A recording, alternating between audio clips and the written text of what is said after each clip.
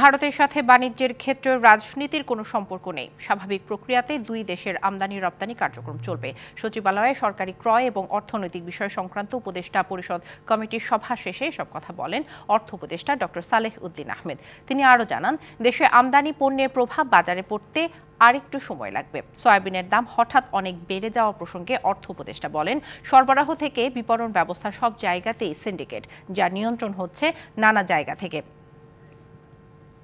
ভারতের সঙ্গে আমাদের কোনো কমার্শিয়াল ইস্যুতে বাণিজ্যিক ব্যাপারে এখানে কিন্তু রাজনীতির ব্যাপার আসছে না।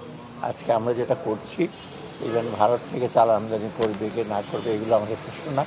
যারা আমরা কম্পিটিটিভ প্রাইসে দেবে, দ্রুত দেবে এবং কোয়ালিটি এটা দিলে আমরা ভারত বা অন্য কান্ট্রি হিসেবে করতে না। সেটা বিভিন্ন দেশ, শুধু ভারত না, মায়ানমারের সাথে কথা বলছি, ভিয়েতনামের সাথে কথা বলবো। সো এইগুলোর ব্যাপারে আমরা রাজনীতিতে প্রবেশ করবে না।